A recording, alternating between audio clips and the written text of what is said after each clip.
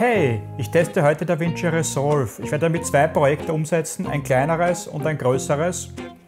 Und als Bonus werde ich euch zeigen, wie man aus einem horizontalen Video ein vertikales Video für Instagram oder TikTok machen kann. Ich mache das auch für meine Schwester, weil sie will jetzt für ihre wilde Kräuter-Seite Videos produzieren. Bis jetzt hat sie erfolgreich das Videoschnittprogramm von Windows 10 verwendet. Das hat jedoch Einschränkungen. Man kann nur eine Videospur machen, keine vertikalen Videos für Instagram, TikTok, kein Voiceover schneiden. Auch wenn Resolve vielleicht kostenlos ist, hat es dennoch seinen Preis. Damit meine ich die Computerhardware, die man dafür benötigt und die Zeit, die man aufwenden muss, um das Programm zu beherrschen. Meine Schwester hat einen Lenovo Yoga und es wird sich zeigen, ob dieses Programm auf so einem preiswerten, tragbaren Computer überhaupt sinnvoll läuft. Ich habe mir ja für die Videobearbeitung einen eigenen PC zusammengestellt. Dieses Video ist Teil meiner Serie über die Smartphone-Videografie. Ihr könnt natürlich auch eine normale Kamera verwenden. Wenn diese Videos für euch hilfreich sind, lasst bitte gerne ein Like und ein Abo da. Kurz zu den Anforderungen meiner Schwester. Sie will die Videoclips zum Computer übertragen, zu einem Gesamtvideo zusammenfügen. Sie will die Clips schneiden, das heißt vor allem Sprechpausen rausschneiden und die Clips kürzen. Dann will sie ein Voice-Over aufnehmen, zum Beispiel für Kochvideos. Und dann will sie die Videos für Instagram, TikTok, Facebook, YouTube vorbereiten und exportieren. In meinem letzten Video über das Videoprogramm von Windows 10 habe ich bereits ausführlich beschrieben, wie man die Videos vom Smartphone auf den PC übertragen kann. Wenn ihr damit Probleme habt, dann schaut bitte gern dieses Video. Für mein Beispiel-Videoprojekt habe ich zuerst Patricia mit dem Samsung S10 Plus gefilmt, wie sie den Bärlauch gepflückt hat.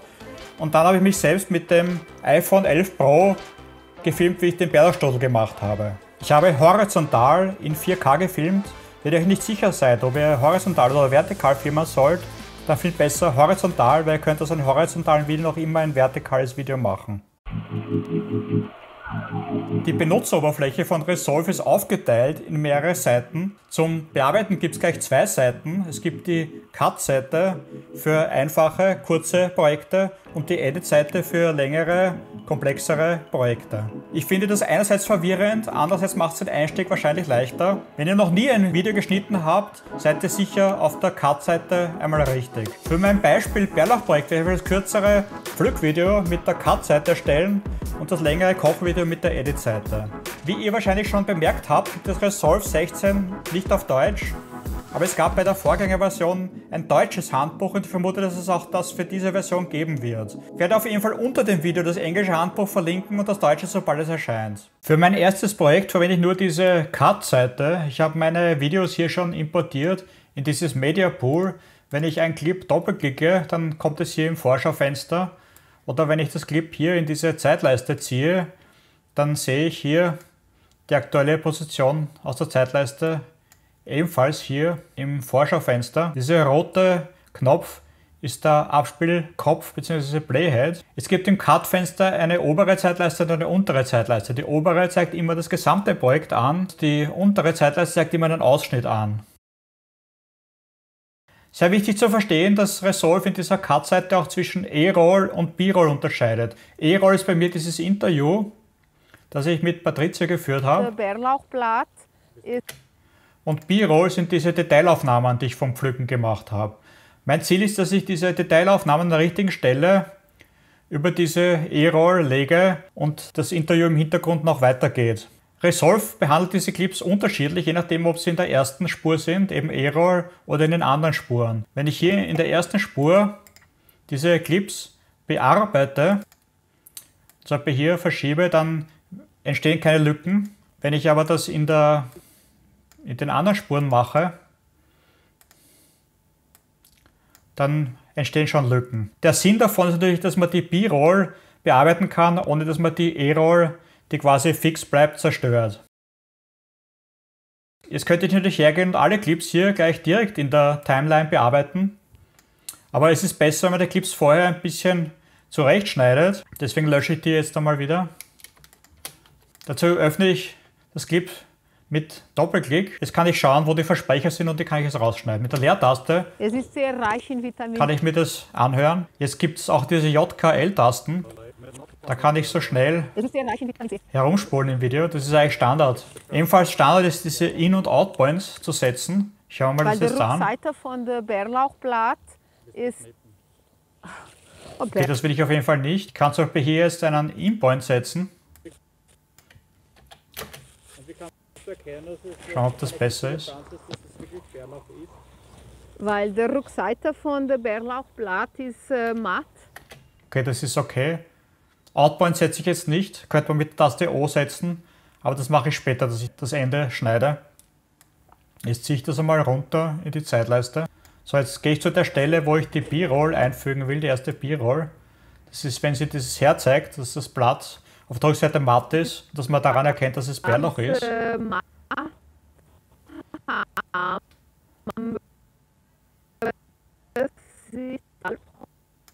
So, an dieser Stelle will ich das einfügen. Dieses Clip schneide ich jetzt ebenfalls ein bisschen zurecht. Dass, wenn sie das hier umdreht, so hier vielleicht. Bis hier. So, und dieses Clip ziehe ich jetzt hier über die E-Roll-Spur. Jetzt kann ich mir das anschauen. Weil der Rückseite von der Bärlauchblatt ist matt und es kommt einzeln aus dem Boden. Okay, das passt. Und hier bei einzeln aus dem Boden würde jetzt das nächste B-Roll-Clip kommen. Ich zeige das jetzt nur ganz schnell. So, jetzt höre ich mir das Clip weiter an. Schau, irgendwelche Fehler muss sind. Man der Wurzel nicht mit rausziehen und ich habe vergessen. Okay, diesen Teil muss ich auf jeden Fall rauslöschen. Vergessen.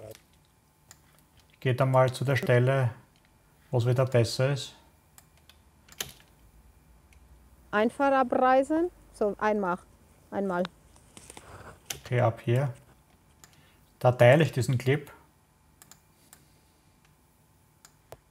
Hier teile ich den Clip auch. Übrigens ein Vorteil von dieser B-Roll ist, dass ich sie wo drüber legen kann, wo eine Unschönheit ist im Video. Zum Beispiel hier sieht man ein bisschen, dass ich das Stativ bewegt habe, weil da sieht man beim Baum. Da könnte ich zum Beispiel jetzt ein B-Roll drüber legen, aber diesen Teil will ich ja eh rauslöschen. Ich kann diesen Teil jetzt markieren und mit der Entfernen-Taste löschen. Und das brauche ich eigentlich auch nicht hier. Das frage ich hier schon. Jetzt kann ich mir das anhören. Das richtig ernten, das Bärlauch?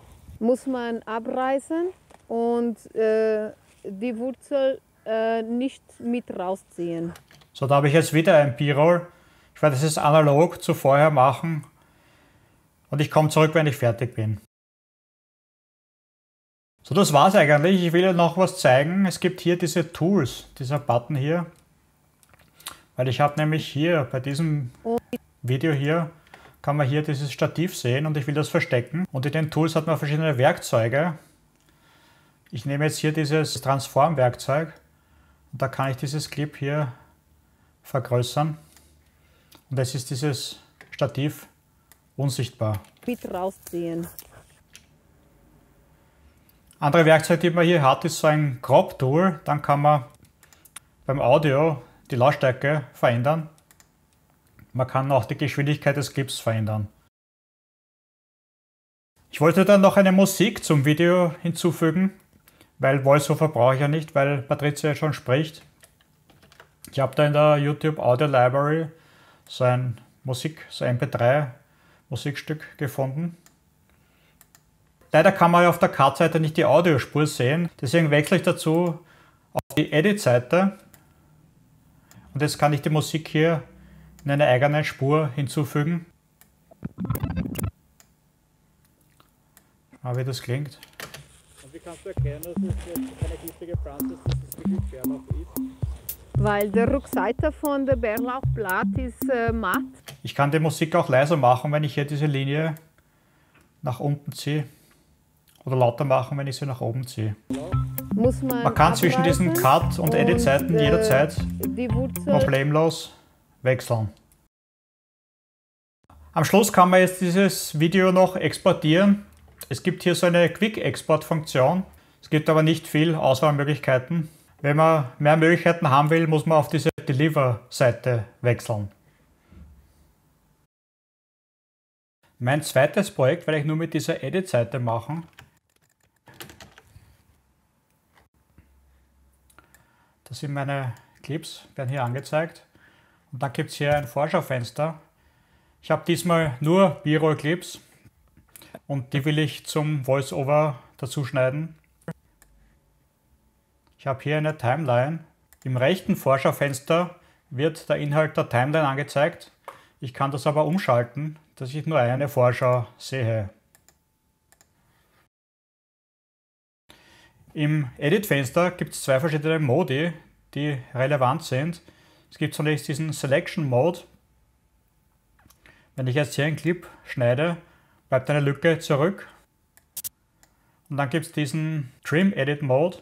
Wenn ich jetzt hier schneide, dann wird die Lücke automatisch geschlossen. Vielleicht erinnert ihr euch an die Cut-Seite. Da gab es in der ersten Spur die E-Roll.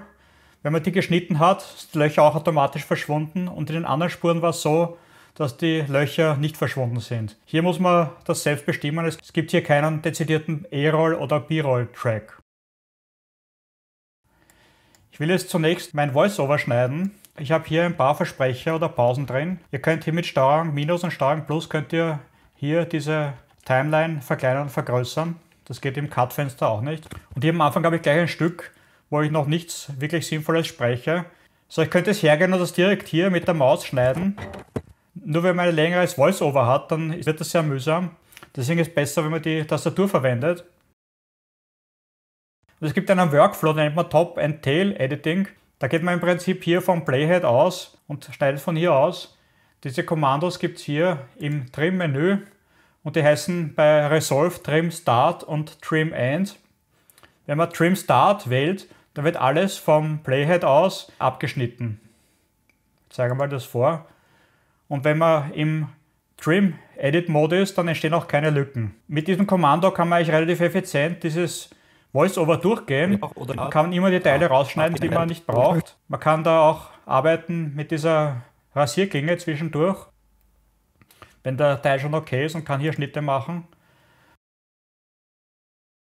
Natürlich ist das mit der Maus viel zu langsam und ineffizient. Ich mache das mit Steuerung Z mal rückgängig. Diese Kommandos haben auch ein Tastaturkürzel, nämlich Shift plus eckige Klammer, bzw. Shift plus geschlossene eckige Klammer. Aber das ist offensichtlich für die englische Tastatur vorgesehen, weil wenn man das auf einer deutschen Tastatur machen will, dann muss man eigentlich Alt Shift 8 drücken. Und wenn man das lange machen muss, ist das sehr mühsam. Deswegen empfehle ich dringend, dass man die Tastaturbelegung ändert. Man geht hier in dieses Menü Keyboard Customization und schaut einmal, wo dieses Kommando ist. Das ist eben Shift eckige Klammer. Das ist dieses Trim Start und das wollen wir jetzt ändern. Wenn jemand von Premiere Pro kommt, kennt er vielleicht diese Art von Videobearbeitung. Dort sind es die Tasten Q und W und wir nehmen jetzt auch diese Tastenbelegung. Also ich nehme hier Q und er warnt mich jetzt, dass das schon belegt ist mit einer Taste, aber das werden wir trotzdem zuweisen und diese andere Taste nachher ändern oder nicht verwenden, sondern das andere Kommando ist die andere Klammer. Trim End ist belegt mit Shift, eckige Klammer zu. Dann nehme ich jetzt W. Das ist ebenfalls belegt. Was ich auch noch ändern will, ist wie man diesen Cut macht. Das ist eben Steuerung B im Moment. Dieser Razor. Das mache ich auch, damit es schneller geht mit B. Das ist auch mit diesem Blade Edit Mode belegt. Ich ändere jetzt einmal diesen Blade Edit Mode. Den lege ich jetzt stattdessen auf C. C ist noch nicht belegt. Und diese Q ist belegt mit diesem Source Timeline Viewer. Da kann man zwischen diesen Vorschaufenster hin und her wechseln. Das mache ich eigentlich sowieso mit der Maus. Das heißt, das kann ich löschen. Und das W ist belegt mit dem Dynamic Trim Mode. Den verwende ich eigentlich eh nicht. Das heißt, das werde ich löschen. Sondern ich bestätige das. Macht er super schnell. So.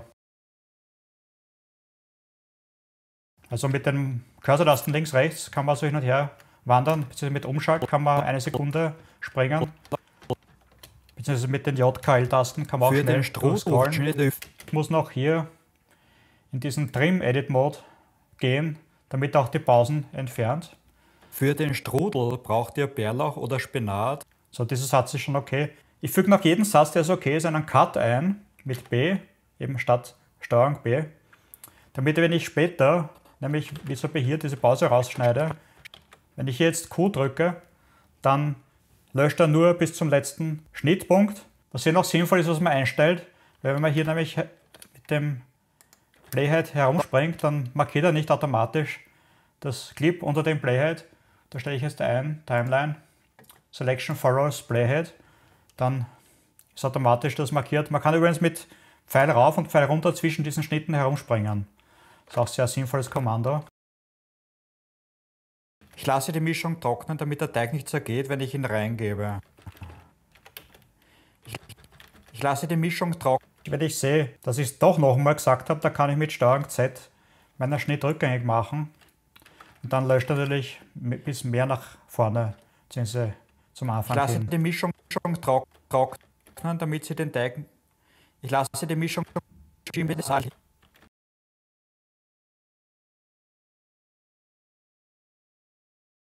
So, ich sperre jetzt diese Audiospur, damit ich die nicht irrtümlich verändere. Ich könnte die Clips jetzt genau wie die Audiospur direkt in der Timeline bearbeiten. Ich könnte sogar diese Q- und W-Tasten verwenden, beziehungsweise B, um einen Schnitt einzufügen. Aber ich habe bemerkt, dass es bei Resolve ein bisschen eine langsame Technik ist. Deswegen werde ich jetzt eher wieder mit diesen In- und Out-Points arbeiten. So, ich lösche diesen Clip, den ich eingefügt habe, wieder mit Entfernen. So, ich öffne mit Doppelklick meinen ersten B-Roll-Clip. Das ist da, wo ich die Zutaten präsentiere. Ich schaue mal, wo da was beginnt. So, hier, drücke wieder I. So, bis man nur mal den Bärlauch sieht. Drücke ich O. Und dieses Clip füge ich jetzt in die Timeline ein. Mein Voiceover geht eigentlich bis hier, wo ich die Zutaten vorstelle. Einen Blätterteig und Olivenöl. Das muss ich dieses Clip hier kürzen. Jetzt habe ich eigentlich zwei Möglichkeiten. Am einfachsten ist, wenn ich einfach die Geschwindigkeit von diesem Clip ändere, damit es sich hier ausgeht. Oder ich könnte nur die wesentlichen Teile eines Clips nehmen. In dem Fall ist eigentlich klar, weil ich will alle Zutaten präsentieren, dass ich das Clip einfach schneller mache. Aber zum Beispiel hier, wo ich die Zwiebel schneide, da ist jetzt nicht klar, was ist jetzt das Wichtigste. Wo kann der Zuschauer am schnellsten erkennen, dass ich jetzt eine Zwiebel schneide? Wenn ich die Zwiebel abschäle oder wenn ich sie hier so durchschneide in zwei Hälften oder wenn ich sie hier so in kleine Stücke schneide. Diese Entscheidung ist nicht so leicht zu treffen, vor allem wenn man ganz schnell ein Video schneiden muss. In dem Fall würde ich zum Beispiel dann nehmen, nur die Stelle, wo der Zwiebelnwürfel geschnitten wird. Man kann natürlich auch mehrere Stellen nehmen. Aber zurück zu diesem Zutatenvideo. Um die Geschwindigkeit zu ändern, kann ich hier im Kontextmenü auf Real-Time Controls gehen. Wenn ich hier zum rechten oberen Rand gehe, bekomme ich solche Pfeile und da kann ich jetzt das Clip so schneller machen. Jetzt ist es auf 223% Geschwindigkeit. Und jetzt geht sich das hier schön aus, solange der Text ist. Ich habe dieses Clip eigentlich umgekehrt gefilmt. Das heißt, ich habe nicht die Zutaten hinzugegeben, sondern ich habe die Zutaten weggenommen. Grund dafür ist, dass ich sozusagen sehen wollte, was passt in das Kameraframe hinein, alle Zutaten, und ich habe den Plan gehabt, dass ich das nachher rückwärts abspiele. Wenn ich die Zutaten einzeln dazugegeben hätte, dann hätte ich nicht sicher sein können, dass ich die so hinlege, dass das genau ins Kamerabild passt. Das heißt, was ich jetzt noch machen werde, ist, dass ich dieses Clip umkehre über Change Clip Speed und ich kann hier auswählen Reverse Speed. So, und jetzt habe ich geschafft, dass dieses Clip wirklich sozusagen umgekehrt ist, aber in der richtigen Reihenfolge. Das heißt, ich gebe die Zutaten jetzt dazu. Wichtig ist, dass man hier diese Link Selection aktiviert hat. Wenn man das nicht hat, dann kann es passieren, wenn man einen Clip verschiebt. Ich tue es mal abschalten, gehe dazu in den Selection Mode, dass man die Audiospur nicht mit verschiebt. Deswegen unbedingt darauf achten, dass man hier diese Link Selection aktiviert hat, dass wenn man jetzt einen Clip auswählt, dass er jetzt auch die Audiospur dazu auswählt. Ich mache das jetzt schneller, weil jetzt ist eigentlich immer das Gleiche. Jetzt habe ich hier so ein kleines Problem. Ich habe das Kochvideo mit dem Smartphone von oben gefilmt und da passiert es, dass das Smartphone die Orientierung verliert. Manchmal dann glaubt, dass ich vertikal filmen will. Deswegen muss ich dieses Clip hier drehen. Dazu markiere ich dieses Clip und dann gehe ich auf Inspector und hier kann ich das Clip rotieren. Ich nehme mal 90 Grad. So, jetzt passt das eigentlich schon, jetzt muss ich nur die Größe ändern. So, und jetzt passt es schon wieder. Ich will euch noch etwas zeigen, bin fast am Ende. Wenn man hier das Problem hat, ich habe so bis hier ein sehr langes Videoclip. Ich will vielleicht hier zwischen diesen Voice-Over-Sätzen so Pausen einfügen. Ich sperre mal diese zwei Spuren mit dem Video und entsperre diese Voice-Over-Spur. In dem Fall ist es relativ einfach, weil ich brauche eigentlich nur diese Clips hier markieren, die nachher sind. Da habe ich hier ein Loch erzeugt. Aber angenommen, man hat sehr viele Clips nachher, da gibt es hier noch einen Trick. Da kann ich auf den nächsten Clip gehen. Vorher muss ich sicherstellen, dass hier dieser Track quasi aktiv ist. Und da kann ich die Y-Taste drücken und da werden alle Clips nach diesem Clip markiert. Und jetzt kann ich diese Clips nehmen und verschieben. Jetzt habe ich natürlich hier mehr Platz und kann dieses Clip, diese Time Stretching durchführen.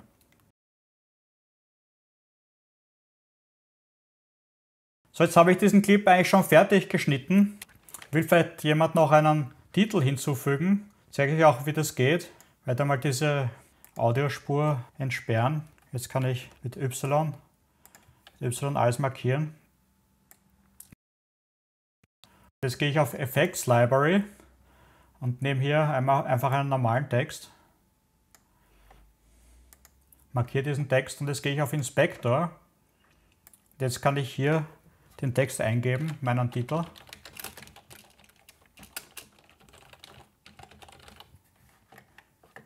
Mache den noch zentriert. Dieser Text wird immer mittig ausgerichtet. Das ist schon voreingestellt. Vielleicht noch eine hübschere Schriftart, Roboter. So, das war's eigentlich. Ich zeige euch noch einen Trick. Wenn ihr STRG F drückt, dann könnt ihr das Ganze in einer Vollbildansicht anschauen.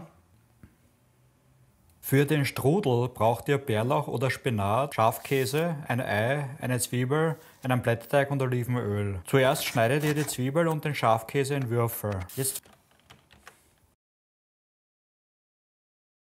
So, ich will dieses Video jetzt noch exportieren. Dazu gehe ich auf diese Deliver-Seite. Ich glaube, es ist sinnvoll, wenn ich es in H264 ausgebe, damit es gut komprimiert ist. Das andere lasse ich einmal auf Default. So, jetzt mache ich Add to Render Queue. Und jetzt kann ich den Exportprozess starten.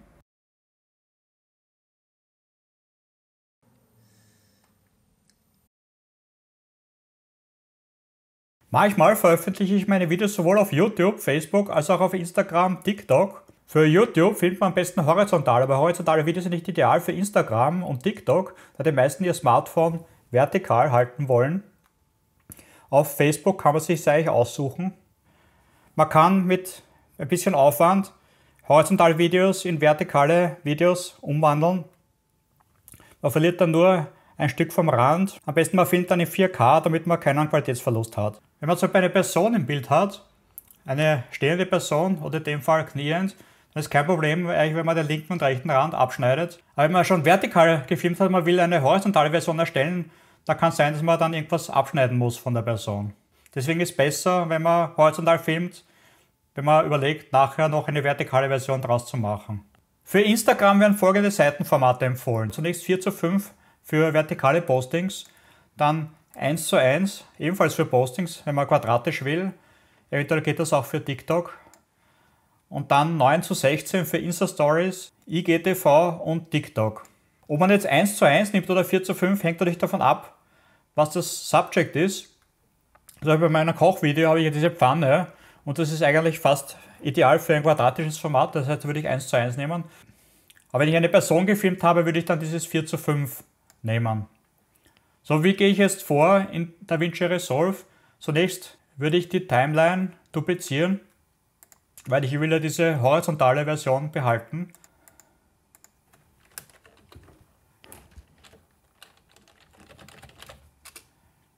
Jetzt kann man das Seitenverhältnis hier in diesen Timeline Settings einstellen.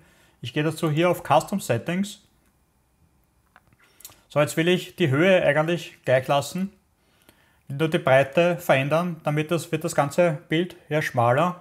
Das kann ich mit einer Formel ausrechnen. Im Fall 4:5 muss ich die Höhe durch 5 dividieren, mal 4 ergibt die Breite. Im Fall 1:1 übernehme ich die Höhe in die Breite, die sind da dann gleich. Und im Fall 9:16 muss ich durch 16 die Höhe dividieren, mit 9 multiplizieren, ergibt die Breite. In meinem Fall habe ich eine stehende Person gefilmt. Ich will jetzt vielleicht eine Insta-Story machen oder auf TikTok veröffentlichen. Das heißt, ich werde diese Formel nehmen für 4K. Komme ich auf 1215. Für TikTok reichen übrigens auch 720 x 1280. Aber jetzt mache ich es einmal auch für eine Insta-Story. Das heißt, ich stelle hier diesen Wert ein. 1215. Bestätige das. Okay. So, jetzt habe ich quasi dieses vertikale Format für die Insta-Stories. Nur ist es so, dass natürlich mein Bild nicht diese ganze Fläche ausfüllt. Deswegen markiere ich jetzt dieses Clip. Und im Inspektor kann ich jetzt die Größe zunächst ändern mit diesem Zoom. Auch die Position kann ich ein bisschen verschieben, damit man dieses Bärlauchsackerl ganz sieht. Jetzt kann ich mir das mal anschauen. Muss man abreißen? Weiter noch ein bisschen rübergehen. Und die Wurzel. Diese Einstellungen kann ich dann auch auf andere Clips kopieren, indem ich hier bei dem Clip auf Copy gehe. Dann gehe ich in den anderen Clip und gehe hier auf Paste Attributes. Und jetzt kann ich auswählen, ich will nur die Rotation ist in dem Fall egal. Ich will nur diese Skalierung, diesen Zoom kopieren und die Position. Ich gehe auf Apply. So, jetzt habe ich hier auch diese Einstellung. Jetzt zeige ich noch was. Manchmal kommt es vor, dass man den Bildausschnitt verschieben will, je nachdem, was gerade innerhalb eines Clips zu sehen ist. Also hier bei diesem Pflücken, dann nimmt Patricia ja die Pflanze und nimmt sie dann so in die Hand. Das heißt, ich würde gern den Ausschnitt vom Pflücken in die Hand verschieben. Und da kann ich sogenannte Keyframes anlegen. Gehe ich mal hier auf den Anfang. Ich sperre vielleicht die E-Roll-Spur. Jetzt kann ich hier bei der Position auf diese kleine Raute klicken und habe damit ein Keyframe angelegt. Und ich kann die Keyframes hier auch mit dieser Raute anzeigen lassen. Ich sehe, ich habe eine kleine Raute schon. Ich will vielleicht doch ein bisschen weiter links beginnen. So, jetzt spiele ich einmal das weiter. Nicht mit raus. So, da will ich vielleicht jetzt, dass es gleich ein bisschen weiter auf die Seite geht. Und das legt automatisch, man sieht es an der roten Raute, legt automatisch Keyframes an. Und er will zwischen diesen Positionen interpolieren. Nicht mit rausziehen. So, jetzt will ich hier auch noch ein Keyframe, bevor sie das in die Hand gibt. Jetzt geht sie rüber zur Hand. Das werde ich jetzt die X-Position noch verschieben. Legt ein neues Keyframe an. Und dann hier auch, wenn sie es hier in die Hand gibt. So. Muss nur aufpassen, dass man nicht über den Rand hinausschiebt. Dass man hier keine schwarzen Ränder bekommt. So, jetzt schaue ich mir mal das an. Nicht mit rausziehen. So. Was ist mein Fazit? Ich habe euch gezeigt, wie man ein kürzeres Video mit der Cut-Seite erstellt und ein längeres Video mit der Edit-Seite. Ist eigentlich ziemlich schlau von Blackmagic, dass sie diese zwei Seiten anbietet, weil um sich in die Edit-Seite einzuarbeiten, braucht man viel länger. Man könnte nicht jetzt behaupten, dass diese Cut-Seite eine quasi Anfängerseite ist und dass sie nicht geschafft haben, diese Edit-Seite intuitiv genug zu gestalten. Aber man muss bedenken, dass dieses Programm in einer kostenlosen Version angeboten wird, die eigentlich kaum Einschränkungen hat. Und da kann man, glaube ich, über sowas hinwegsehen. Um effizient mit Resolve arbeiten zu können, braucht man auf jeden Fall einen gut ausgestatteten PC. Ich habe bemerkt beim Schneiden, dass sogar mein guter PC manchmal ziemlich langsam wird. Das kann nicht daran liegen, dass ich in 4K gefilmt habe und meine Videos im X265 Format codiert sind. Aber trotzdem, diese Performance-Probleme habe ich mit anderen Schnittprogrammen nicht in dem Umfang gehabt. Man muss wissen, dass Resolve sehr stark auf die Grafikkarte setzt und ich habe jetzt die 1070 Grafikkarte von Nvidia. Vielleicht wird es einmal Zeit für ein Update. Wenn alle Stricke reißen, kann man auch noch so Proxy-Videos erstellen. Das heißt, man lässt das Programm kleinere Versionen der Videos machen, um die Bearbeitung zu beschleunigen. In Resolve heißt dieses Feature Optimized Media. Man kann sie im Media Pool erzeugen, wenn man ein oder mehrere Clips mit der rechten Maustaste markiert und auf Generate Optimized Media im Kontextmenü geht. Das hat bei mir ein bisschen geholfen, aber trotzdem blieb zum Beispiel das Springen zwischen den Clips in der Timeline mit einer kleineren Verzögerung behaftet. Und dann füllt diese Proxy-Clips sehr schnell die Festplatte. Ich habe halt nur ein paar Projekte angelegt und bei mir war die Festplatte schon voll. Wenn euer Computer zu langsam ist oder ihr mit Resolve überfordert seid, könnt ihr natürlich immer noch den Video-Editor von Windows 10 verwenden. Ich habe ja das Tutorial im letzten Video gemacht, ihr habt es hier verlinkt.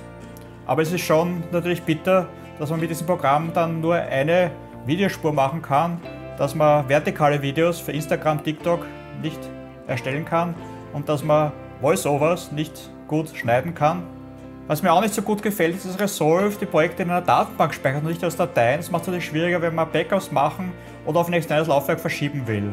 Insgesamt finde ich Resolve eigentlich ein ziemlich gelungenes Programm, auch wenn ein paar Funktionen vielleicht ein bisschen fummelig gelöst sind. Wenn man alle Clips rechts vom Playhead markieren will, muss man zuerst aufs nächste Clip gehen und dann die Y-Taste drücken. Im Premiere Pro gibt es eine Select-Forward-Funktion, das geht viel einfacher. Ich hoffe, mein Test bzw. Tutorial war für euch hilfreich. Wenn ja, lasst bitte gerne ein Like und ein Abo da. Bis nächstes Mal. Tschüss.